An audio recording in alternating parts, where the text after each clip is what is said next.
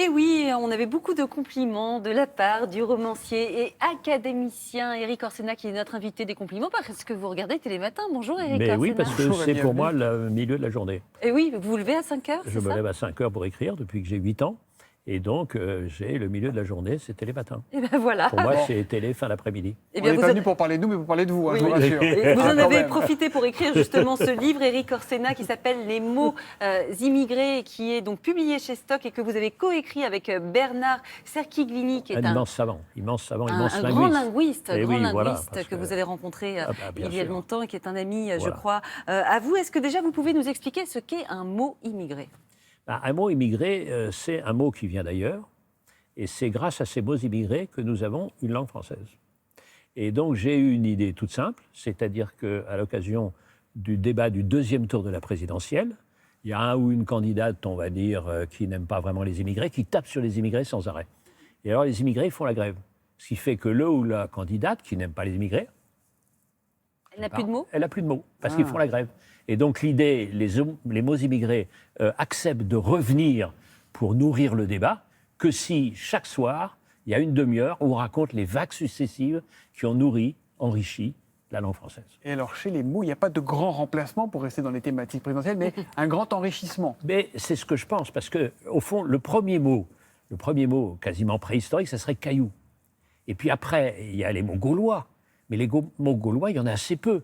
Celui le plus connu, c'est braguette, Ah. parce que ça vient de Bray, comme ça. Mais autrement, il y avait cervoise, il y avait tonneau, il y avait des choses comme ça. Et puis après arrivent évidemment les Romains, mais avec les Romains, avec deux langues.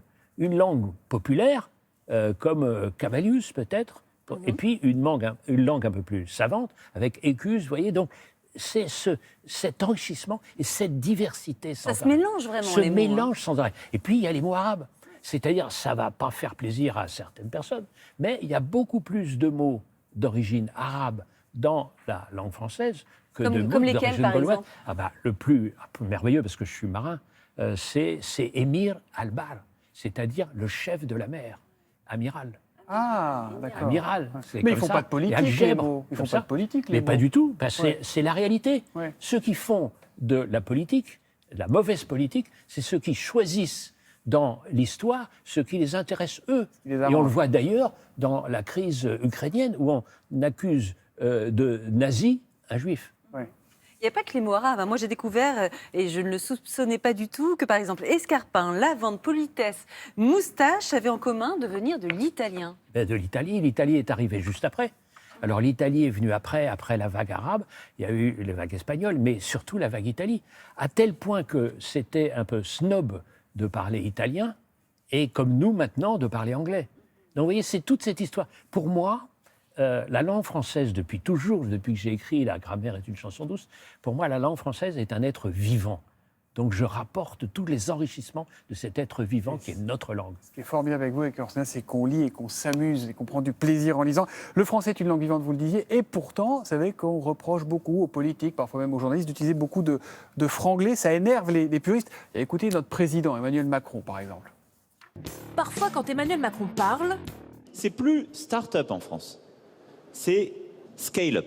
J'ai pivoté le business model. Cette culture du invented here, je l'ai appelé task force. Une task force, une task force, une task force anti-Daesh. Travailler avec la communauté French Tech. French Tech et les clean tech, du green tech, les green tech, les clean tech, les civic tech. Est-ce qu'il y a un mot, vous, que vous détestez Par exemple, Green Tech. Ah oui? Parce que la tech, on dit la technique, la technologie. Pourquoi dire technique? Comprenez, quand vous voyez que la nouvelle appli qui ne marche pas du tout de la SNCF, c'est SNCF Connect, sans E. Ouais. Enfin, c'est complètement débile. Et c'est Parce pour que ça que ça ne marche pas, sûrement. Ben, évidemment, La ça se SNCF venge. déconnecte. La langue se venge. Pourquoi? La Alors langue que se vous avez venge. une entreprise de service public qui doit relier les gens et qui connecte ce genre de choses. Donc, quand il n'y a pas de mot dans la langue française, pourquoi pas accueillir un mot étranger? Mais quand il y a un mot qui est là, vous comprenez? Utilisons-le. Quand vous allez- Week-end, qu'est-ce qu'on fait avec scale-up. week-end? partez en Week-end, congé de ça fin a de été semaine, pris. vous Ça a été pris. Non, mais week-end, très bien, ça a été pris. Mais scale-up, comme dit notre cher quoi président.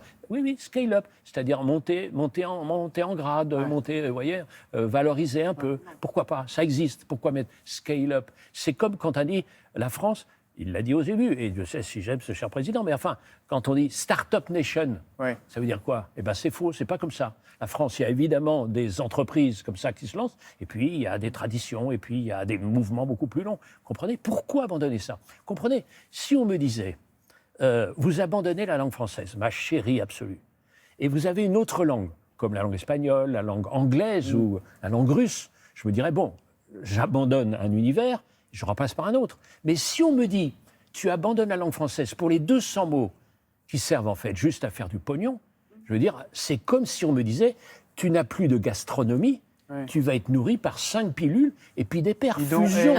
Eric Vous vous Orsena, rendez compte? vous seriez C'est pas, un seul vin. Non, on fera pas ça. vous On va seriez continuer pas, avec vous notre seriez Non, pas ici, un peu on va réac rester.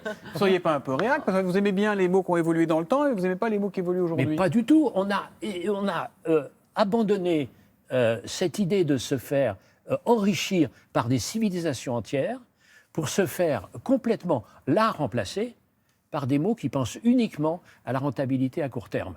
Et comme on appelle l'argent, vous savez, c'est un truc qui me terrifie, l'équivalent général. Il faut bien se rappeler que l'argent, c'est le meilleur des serviteurs, le pire des maîtres. Et ben voilà qui. C'est à ce moment-là qu'on va lancer la Ah, publicité. qu'on dit quoi, la pub, les annonces commerciales, la pause, comment on dit? On dit quelque chose qui est nécessaire en complément de ce qu'on appelle une redevance. Voilà, monsieur. bien. À tout de suite.